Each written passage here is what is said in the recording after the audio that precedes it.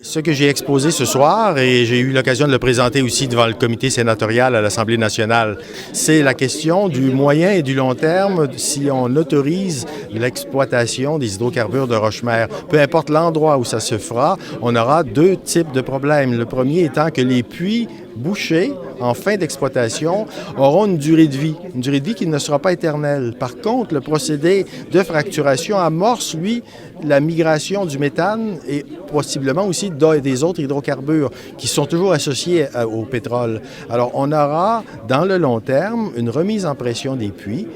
Les bouchons vont peut-être avoir plus ou moins de fuite à l'état neuf, on le constate déjà, mais avec le temps, la détérioration progressive des coulis et des aciers va amener la possibilité d'une communication entre la couche nouvellement fracturée, qui va donc être devenue très perméable. C'est une modification irréversible. Les fractures sont injectées de petits grains de sable qui les gardent ouvertes. Alors donc, ça devient en permanence une possibilité de voie de circulation.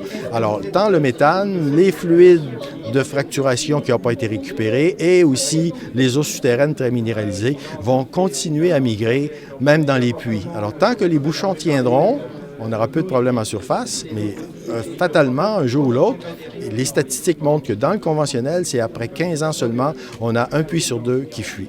Et ces données-là sont comparables à peu près partout dans le monde. Il semble qu'en France, on m'a affirmé ce soir qu'il n'y avait pas de fuite dans les puits, mais j'ai entendu de la salle des éléments contradictoires. Je crois que cette question doit être regardée avec beaucoup de sérieux avant de penser aller exploiter des hydrocarbures de roche-mère.